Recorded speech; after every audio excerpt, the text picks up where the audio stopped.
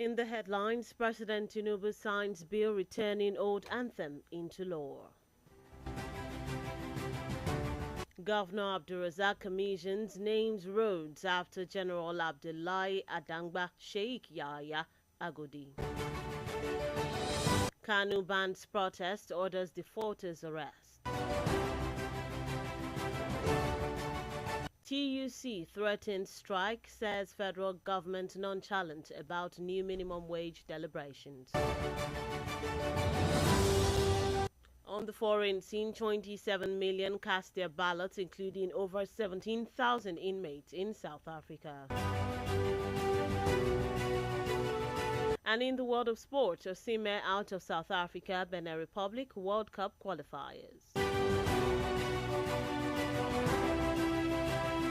Good afternoon and thanks for staying tuned to Diamond 88.7 FM Ilorin. This is the news on the hour. I am Bisola Oduwole Suleiman. We'll bring you details of the news after this break. Do stay with us.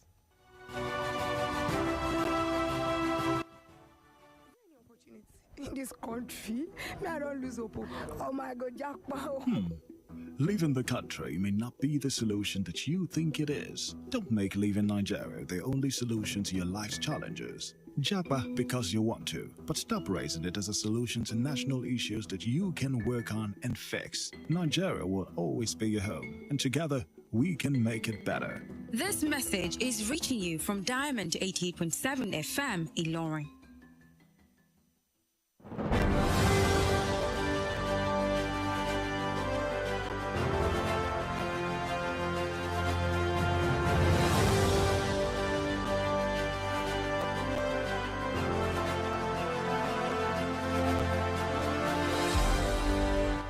Welcome back from that break. Please note that you can listen to us via our website www.diamondfm.net or watch us live on Facebook at Diamond 887 FM and YouTube Diamond FM Ilorin. Now the news in detail. President Bola Ahmed Tinubu has assented to the National Anthem Bill 2024, reverting to the old national anthem, Nigeria We Hail Thee. Senate President Godswill Akpabio made the disclosure today at a joint session of the National Assembly marking the silver jubilee of Nigeria's Fourth Republic. Meanwhile, as of the time of filing this report, President Bola Tinubu is still being expected at the joint session. The Senate President said the sitting is primarily to launch the new national anthem, explaining that the President will not be making the speech because he has to leave to launch the Abuja Metro line.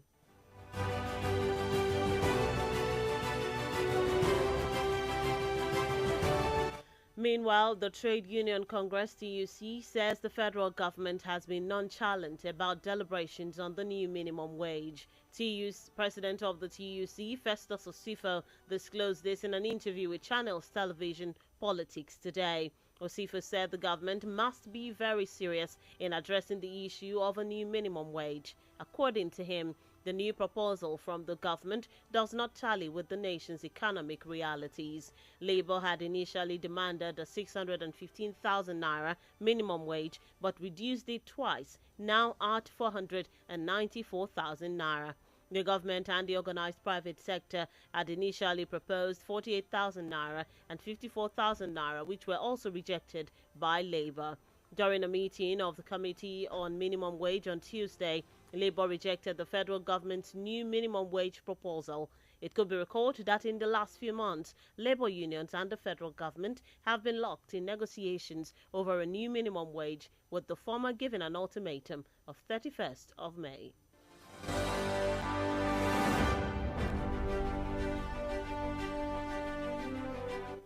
The federal government of Nigeria has directed outgoing vice-chancellors in federal universities to nominate their deputies to temporarily serve as acting vice-chancellors. This is contained in a letter conveyed to the National Universities Commission, NUC, to the outgoing vice-chancellors, dated 28th of May 2024 in Abuja today. The letter, signed by the acting executive secretary of the NUC, Chris Meyaki, said the move was prompted by a directive from the Federal Ministry of Education. According to the letter, the ministry duly notified the Commission of the end of the tenure of some vice-chancellors. It said the appointment of the acting vice-chancellors should be done through the recommendations of the University Senate, as the soon-to-be inaugurated governing councils would appoint acting vice-chancellors after their inauguration.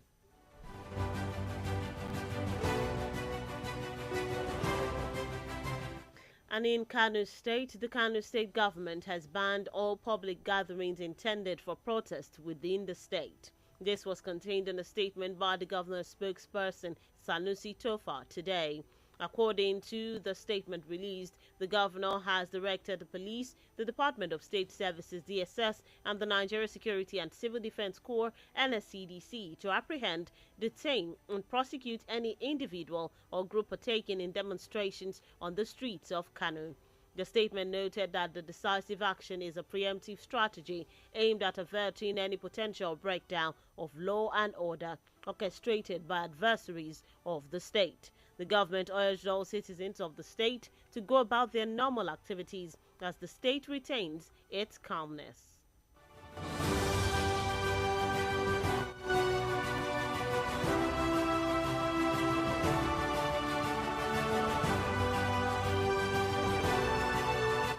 And in Kwara State, Governor Abdurrahman Abdurrazak of Kwara State and the chairman of the Nigeria Governors Forum has inaugurated the 4.8 kilometers Yebumot-Adeta roundabout and Adeta-Oloje roads. The road commissioning was made today at a brief ceremony held at the newly designed Adeta roundabout and renamed after two giants from Ilorin in honor of their contributions to growth and the prestige of the capital city. A statement signed by the Chief Press Secretary to the Governor, Malam Rafiu Ajakaye, and made available to reporters in Ilorin, says the Yebumot Adeta is named after retired Major General Mohammed Adangba, while Adeta to Oloja Road is named after Sheikh Yahya Agudi, a late prominent Muslim scholar. Governor Abdulrazak also thanked the people of the community for their patience while the job lasted, acknowledging the difficulties that came with the delays associated with sudden inflationary trends and the renegotiation of the terms of contract, among other challenges.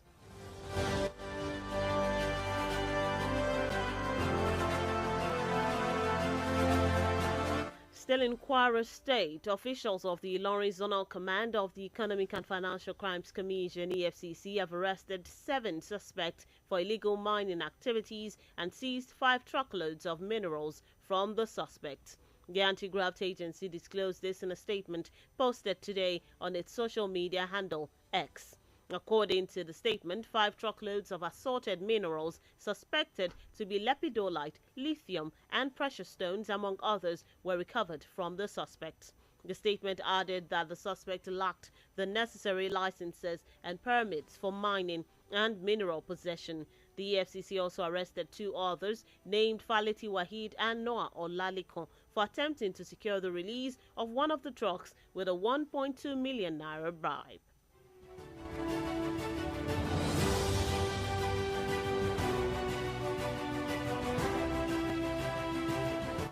The Group Managing Director and Chief Executive Officer of CAM Holdings Limited, Dr. Kamoru Yusuf, has showered praises on Governor Abdurrahman Abdurrazak, describing the governor as an architect of a prosperous Kwara.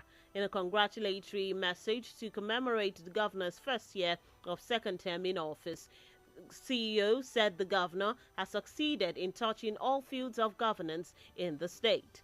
Dr. Yusuf stated that the interest of Governor Abdurrazak in operations of his firm, CAM Industries, signals a better future for the steel industry's growth in the state and the country as a whole. He also gave thanks to the governor for lending his voice during the minister's recent visit, noting that with the trillions of naira investment of CAM Holdings Limited in the steel industry, the company has portrayed the capacity that it can manage a Jalkuta steel rolling mill if given the opportunity. And that's it on the local scene. The news on the hour is reaching you from our studios, Diamond 88.7 FM, Ilorin. We take a short time out. When we return, world's first wooden satellite built by Japan researchers. We bring you this story on the foreign scene and some others on the sporting scene. To stay with us.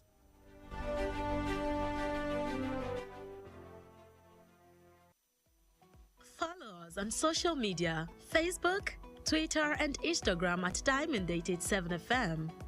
Diamond FM, shining supreme.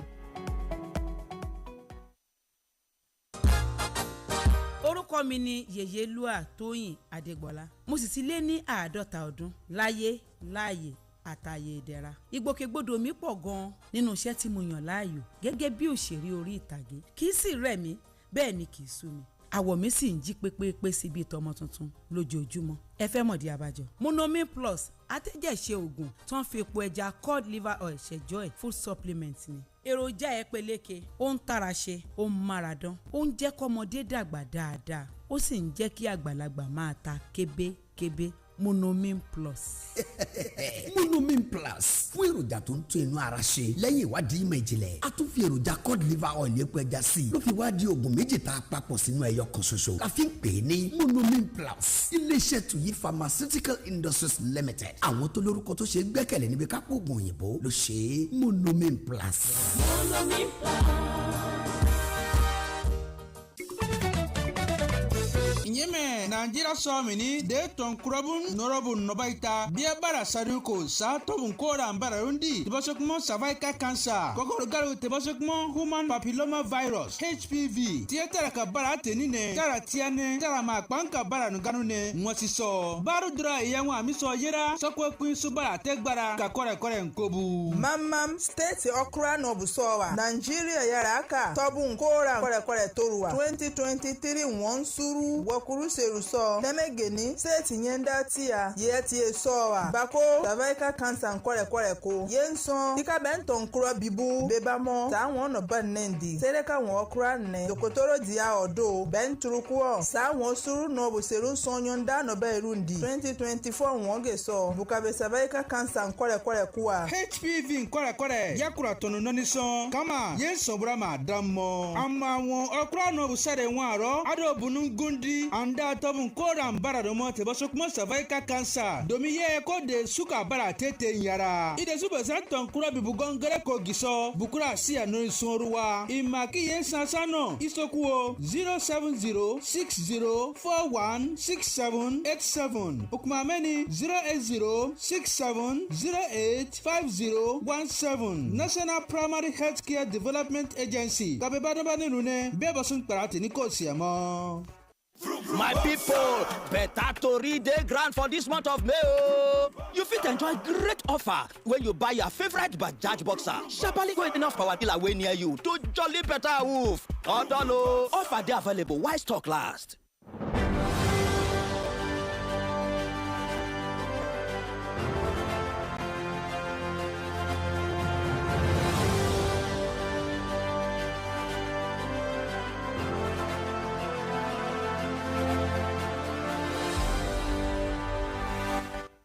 Welcome back from that short time out. If you're just tuned in and joining us, you're listening to the news on the hour, reaching you from Diamond 88.7 FM, Ilorin. Before we went on the break, we brought you stories on the local scene, and now we move on to the international space. On the foreign scene, South Africans are voting for a new parliament and 9 provincial legislatures. Reports gathered revealed that the African National Congress ANC party could lose its majority for the first time since 1994. Voting is also underway at the Kosi Mampuru Correctional Facility in the capital, Pretoria. The facility has 2,908 registered voters, the highest in all the country's prisons, with more than 17,000 registered inmates in 240 prisons also expected to cast their votes. However, there are reported challenges in identifying some of the voters in the correctional facilities. Meanwhile, 70 and 11 independent candidates are contesting the national and provincial elections as more than 27 million people are registered to cast their ballots in a poll that highlights growing political fragmentation.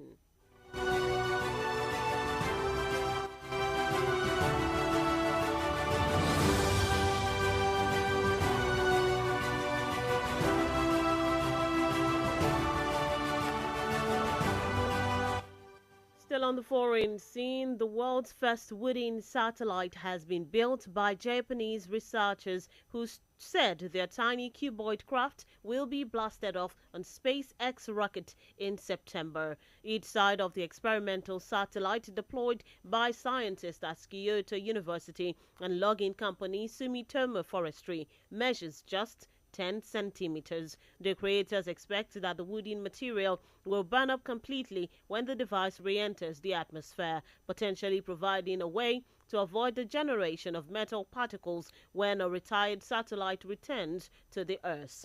These metal particles, according to the developers, after the announcement on Tuesday, could be harmful to the environment and telecommunications infrastructure. Meanwhile, developers also added that the wooden satellite will be sent into space on SpaceX rocket from the Kennedy Space Center in September, bound for the International Space Station.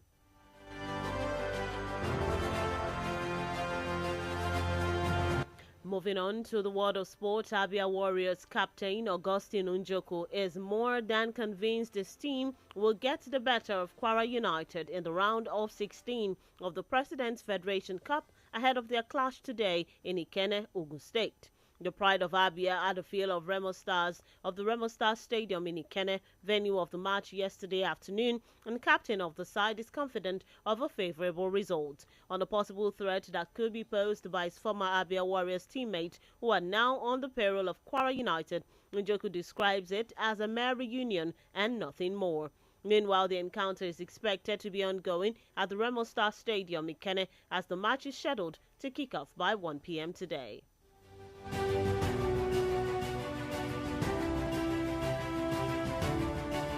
Still in the world of sports, Victor Osimhen will not play in Nigeria's 2026 World Cup qualification games against South Africa and Benin Republic. It could be recalled that the reigning CAF Footballer of the Year was listed in the squad to face South Africa on the 7th of June and the Squirrels of Benin Republic 3 days later.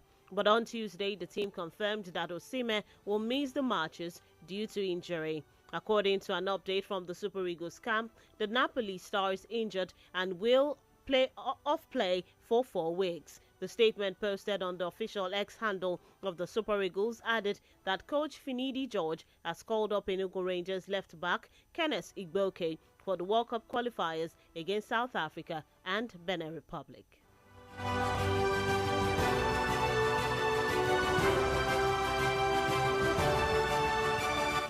And that's it in the world of sport. With that, we've come to the end of the news on the hour for today. But before we go, here is a recap of the major highlights as brought to you.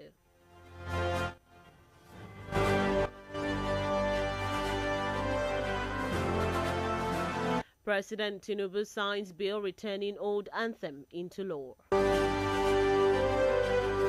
Governor Abdulrazak commissions names roads after General Abdullahi Dangba Sheikh Yahya Agodi. Kanu bans protest, orders defaulters arrest.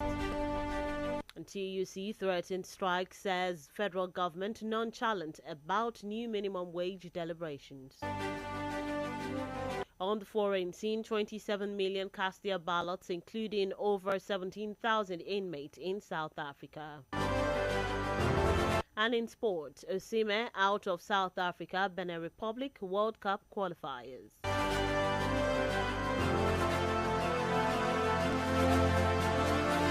Before we wrap up the news today, we go straight to our Today in History segment. Did you know that on this day in 1999, Olusegun Obasanjo took office as the President of Nigeria, the first elected and civilian head of state in Nigeria after 16 years of military rule? Now you know.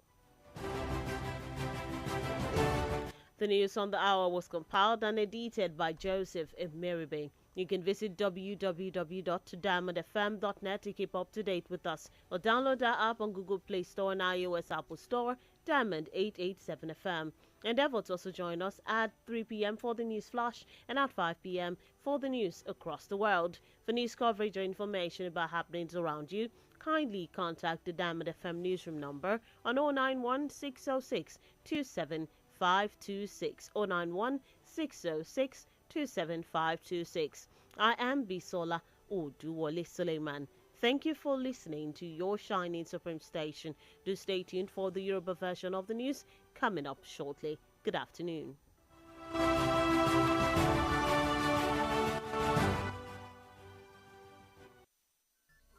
From news to sports, current affairs to entertainment, beautiful music, amazing programs, we got you all covered at Diamond 88.7 FM.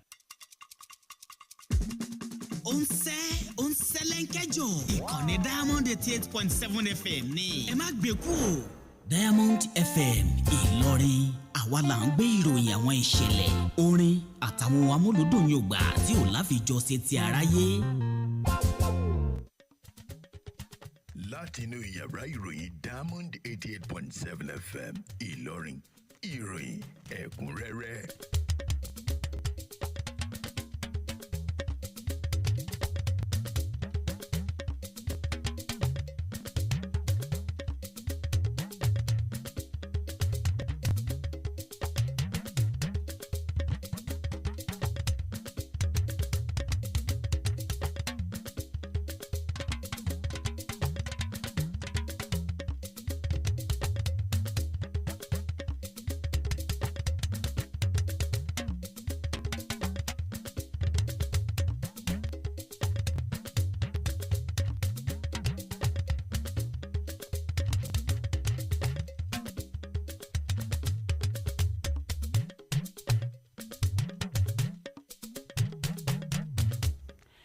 Ẹ̀kásán ẹ̀yìn ni àwọn kókó inú ìròyìn.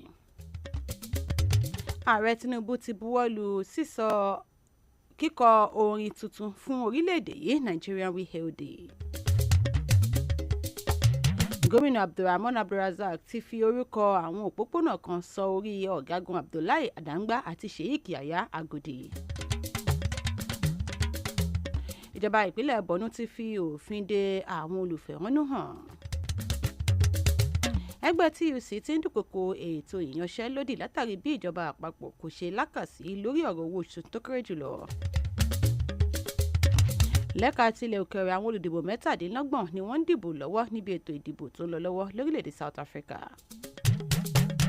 Lẹ́ka eré ìdárayá Osimhen ni kò ní láǹfààní láti kópa níbi ìfẹsẹ̀wọnsẹ̀ tako orílẹ̀‐èdè South Africa. Ẹ̀kásán ẹ̀ṣẹ̀ ń tẹ́ darapọ̀ mọ́ wa nínú ìròyìn ẹ̀kúnrẹ́rẹ́ láti iléeṣẹ́ wa Diamond 88.7 FM Ìlọrin. Ìròyìn ọ̀hún lẹ́kọ̀ọ́rẹ́ ń bọ̀ láìpẹ́ látẹnu Ọláyínká Àjàní Àjíbádé.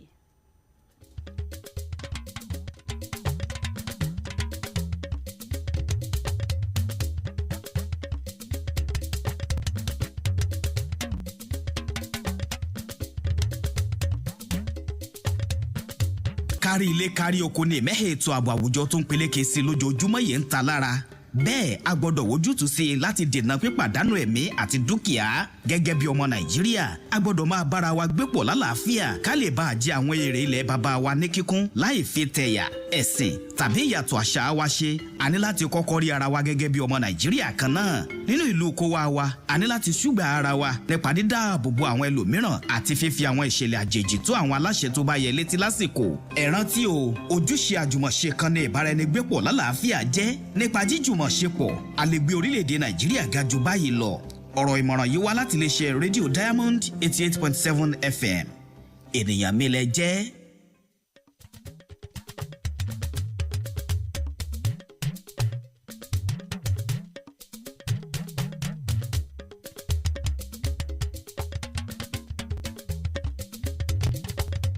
Ẹ káàbọ̀ padà ìròyìn ọ̀hún rèé lẹ́kùnrẹ́rẹ́. Ààrẹ Bọ́lá Tinubu ti buwọ́lù àbádòfin lórí ṣíṣe àdápadà orin àtijọ́ Nigerian We Hail Thee. Ààrẹ ilé-ìgbìmọ̀ aṣòfin Godswill Akpabio ló kéde ọ̀rọ̀ yìí lónìí lásìkò ìpàdé pẹ̀lú àwọn ọmọ ilé ìgbìmọ̀ aṣòfin àpapọ̀ ilé wa títí di àsìkò tí à ń kó ìròyìn yìí jọ. Wọ́n sì ń retí ààrẹ Tinubu níbi ìpàdé ilé ìgbìmọ̀ aṣòfin àpapọ̀ ọ̀hún. Ààrẹ ilé ìgbìmọ̀ aṣòfin jẹ́ kó di mímọ̀ wípé ìpàdé yìí ló wà fún ṣíṣe ìfilọ́lẹ̀ orin orílẹ̀-èdè tuntun tá a mọ̀ sí Nigerian We Hail Thee.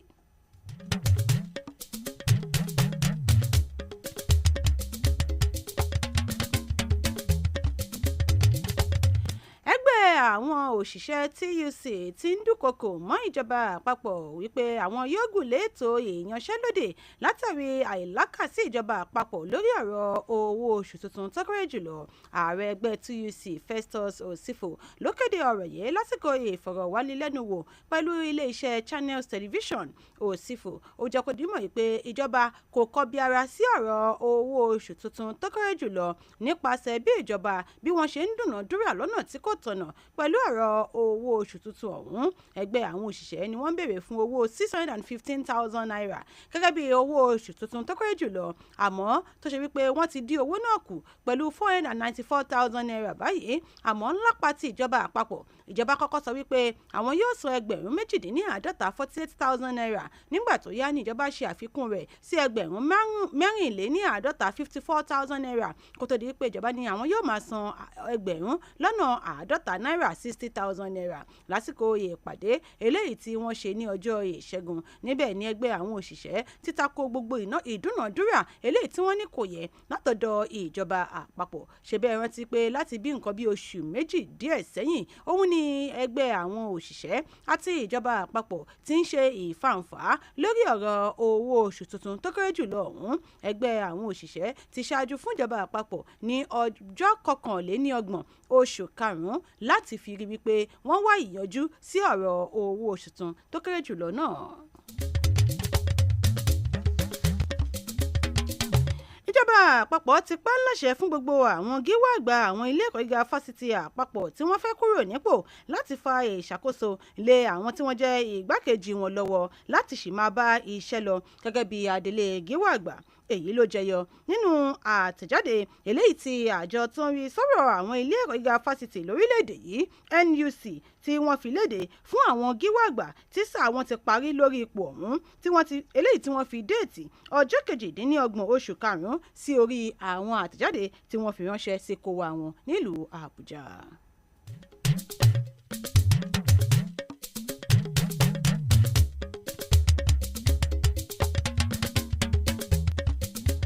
Ìjọba ìpínlẹ̀ Kánò ti fi òfin de èyíkéyìí àpéjọpọ̀ ìta gbangba fún èyíkéyìí ìfẹ̀hónúhàn ní ìpínlẹ̀ Kánò. Èyí ló jẹyọ nínú àtẹ̀jáde eléyìí tí agbẹnusọ fún gómìnà Sanusi Tofa tó fi léde lónìí. Àtẹ̀jáde tí wọ́n fi léde yìí ni gómìnà ti pa láṣẹ fún àjọ ọlọ́pàá, àjọ DSS àti àwọn òṣìṣẹ́ àjọ civil defence láti náwó gan ẹnikẹ́ni tàbí èèyàn kéèyàn tí ó bá gbìyànjú láti fi ẹ̀hónú hàn ní ìpínlẹ̀ Kánò. Àtẹ̀jáde yìí ní wípé sábàbí ìgbésẹ̀ yìí òun láti lè fi dènà èyíkéyìí ìgbésẹ̀ títako òfin àti àlàáfíà ìpínlẹ̀ Kánò.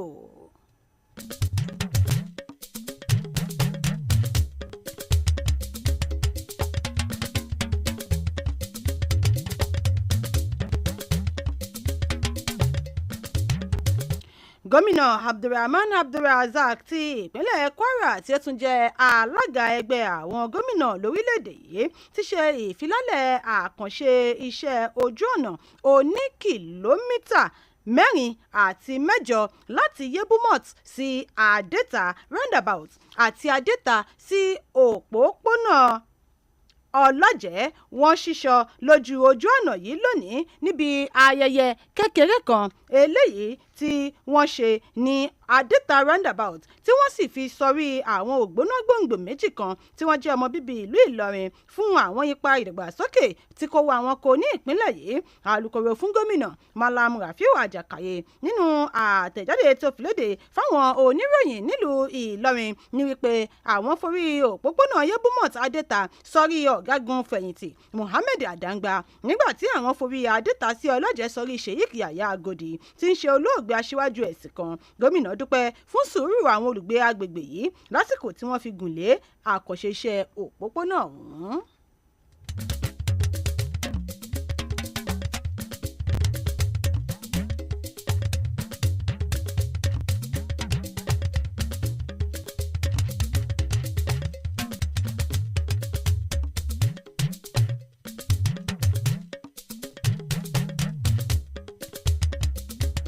àjọ EFCC ẹ̀ka tìlú Ìlọrin ti náwó gan àwọn afurasí 7 kan fún ẹ̀sùn ìwakùsà lọ́nà àìtọ́ tí wọ́n sì náwó gan àwọn ọkọ̀ akẹ́rù eléyìí tí wọ́n kó àwọn ohun àlùmọ́ọ́nì sí bámu. àjọ EFCC nínú àjáde kan tí wọ́n fi léde lónìí lókè ìtàkùn ayélujára X wọn, àtẹ̀jáde ọ̀hún jẹ́ kó dímọ̀ pé àwọn ọkọ̀ akẹ́rù 5 ọ̀hún ni ó kún fún oríṣiríṣi àwọn ohun àlùmọ́ọ́nì tí wọ́n rí gbà lọ́wọ́ àwọn àtìláwí ọ̀hún. àtẹ̀jáde ọ̀hún tún fi kún wípé àwọn tí ọwọ́ gbámú yìí ni wọn kò ní ìwé àṣẹ láti wakùsà ìyẹn ní ìpínlẹ̀ Kwara. àjọ EFCC tún náwó gan àwọn ènìyàn 2 mìíràn tí orúkọ wọn ń jẹ́ Faleti Waheed àti Noah Ọlálékan fún ẹ̀sùn wípé wọ́n ń gbìyànjú láti fún àwọn òṣìṣẹ́ àjọ EFCC ní rìbá owó mílíọ̀nù kan lé ọwọ́ 2 náírà láti fi gba ọ̀kan lára àwọn ọkọ̀ ńlá tí ó kó àwọn ohun àlùmọ́ọ́nì tí wọ́n kó lọ́nà àìtọ́ ọ̀hún.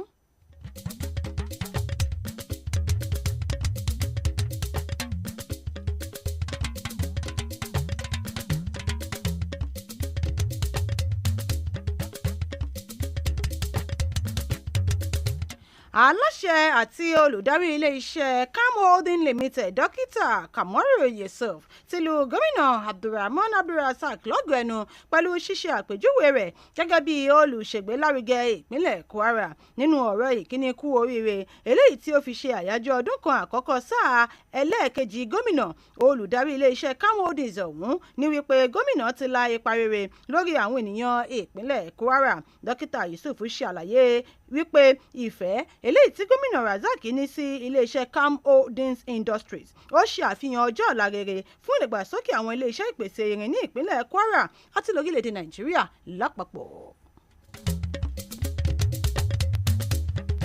ìròyìn ẹ̀kúnrẹ́rẹ́ tí ń tẹ́tí gbọ́ láti ilé-iṣẹ́ wa Diamond 88.7 FM Ìlọrin. lẹ́yìn ìdánudúró ráńpẹ́ ìròyìn lẹ́ka ti ilẹ̀ òkèrè àti tàwọn ìdárayá lámàmúwa sí etí ìgbọ̀nyán padà bọ̀ láìpẹ́.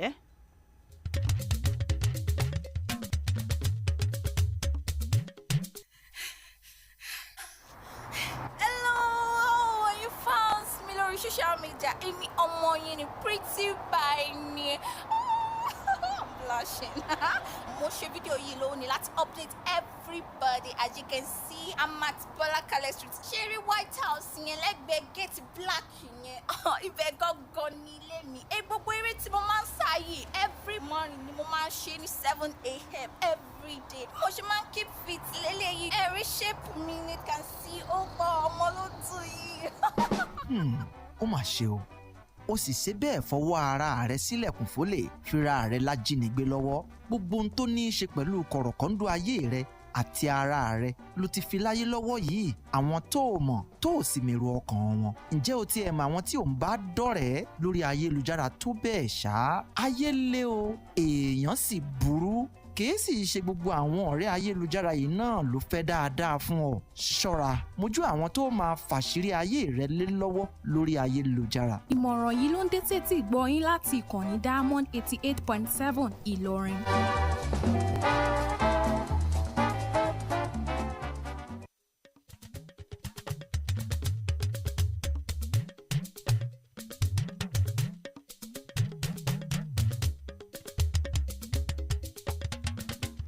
ẹ káàbọ̀ padà ìròyìn ẹ̀kúnrẹ́rẹ́ ń tẹ̀síwájú láti iléeṣẹ́ wa Diamond 88.7 FM Ìlọrin.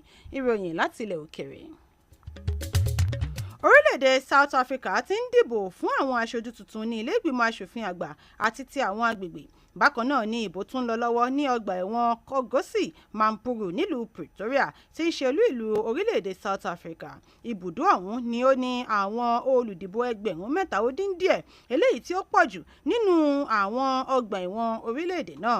wàyí o, àwọn 70 ẹgbẹ́ òṣèlú ni wọ́n ń kópa níbi ètò ìdìbò ọ̀hún níbi tí àwọn olùdìbò mílíọ̀nù 27 ti ṣe ìforúkọsílẹ̀.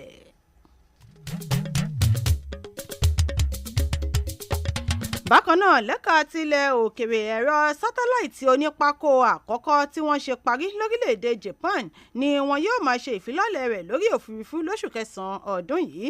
Gbogbo ẹ̀rọ sátáláìtì ọ̀hún ni àwọn onímọ̀ sáyẹ́ǹsì ní fásitì Kyoto ṣe àgbékalẹ̀ rẹ̀.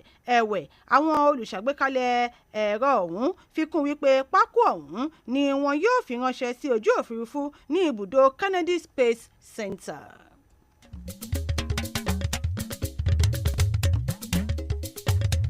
ìròyìn lẹ́ka ààrẹ ìdárayá balógun ikọ̀ agbábọ́ọ̀lù Abia Warriors Augustine Njoko ti fọwọ́ sọ̀yà wípé ikọ̀ rẹ̀ yóò gbo ewúro sójú ikọ̀ Kwara United níbi ìdíje Federation Cup tí yóò wáyé lónìí nílùú Ìkẹnẹ ìpínlẹ̀ Ògùn.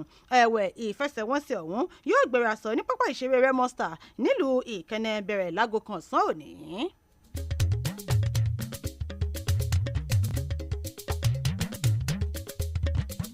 bákan náà lẹ́ka eré ìdárayá agbábọ́ọ̀lù Victor Osimhen kò ní kópa níbi ìfẹsẹ̀wọnsẹ̀ kò mẹ́sẹ̀ ó yọ nínú ife ẹ̀yẹ àgbáyé ọdún 2026 tako orílẹ̀-èdè South Africa àti Benin. ṣebí ẹ rántí wípé agbábọ́ọ̀lù tí ó dára jùlọ lórílẹ̀-èdè Áfíríkà ọ̀hún wà lára àwọn agbábọ́ọ̀lù tí wọ́n kéde wípé yóò kojú orílẹ̀-èdè South Africa ní ọjọ́ 7 oṣù kẹjọ àti orílẹ̀-èdè Benin ní ọjọ́ 3 sí ara wọn. ṣùgbọ́n Osimhen ti fìdí rẹ̀ múlẹ̀ wípé òun kò ní kópa níbi ìfẹsẹ̀wọnsẹ̀ méjèèjì ọ̀hún látàrí ìfarapa.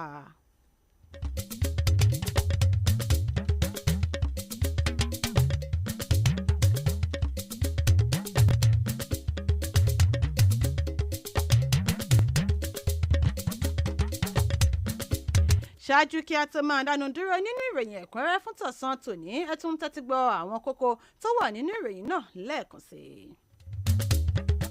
Ààrẹ Bọ́lá Tinubu ti buwọ́lu ìwé òfin sísọ pípadà sórí orin orílẹ̀-èdè yìí àtijọ́ tá a mọ̀ sí Nigeria We Hail Thee. Gómìnà Abdulrasaq ti ṣíṣọ́ lójú àwọn òpópónà kan ó fi sọrí ọ̀gágun Abdullahi Adangba àti Sheikh Yahya Agodi. Ìpínlẹ̀ Kánò ti fi òfin de ètò ìfẹ̀hónúhàn ní ìpínlẹ̀ náà. Ẹgbẹ́ TUC ti ń dúnkòokò ètò ìyanṣẹ́lódì gẹ́gẹ́ bí wọ́n ṣe sọ wípé ìjọba àpapọ̀ kò lákàkún lórí ọ̀rọ̀ owó oṣù tuntun tó kéré jùlọ. Lẹ́ka tilẹ̀ òkèrè àwọn olùdìbò mílíọ̀nù 27 ni wọ́n ń kópa níbi ètò ìdìbò tó ń lọ lọ́wọ́ lórílẹ̀‐èdè South Africa. Lẹ́kàrẹ́ ìdárayá Osimhen ní kò ní lè kópa níbi ìfẹsẹ̀wọnsẹ̀ kò mẹ́sẹ̀ ó yọ tako orílẹ̀‐èdè South Africa.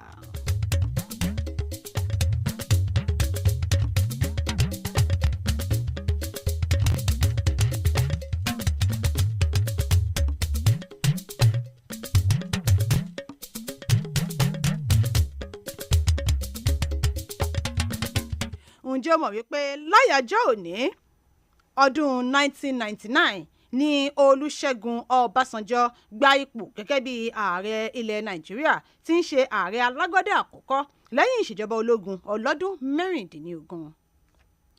Kí a tó máa lọ ẹ má gbàgbé wípé láǹfààní láti fi èyíkéyìí ìròyìn tí ó bá ṣẹlẹ̀ lágbègbè yín tó yàrá ìròyìn iléeṣẹ́ wa létí lójú òpó 091 60 62 7526. Joseph Emeribe ló ṣàkójọpọ̀ ìròyìn yìí lédè Gẹ̀ẹ́sì. Ọláyínká Àjàní Ajíbádé ló tú lókà lédè Yorùbá. Ẹ ṣeun bí ẹ ṣe ń gbọ́ wa ní ìkànnì yín ìkànnì wa ìkànnì tó tàwọn yọ ìkànnì Diamond 88.7 FM Ìlọrin your shining supreme. Ó dìgbà.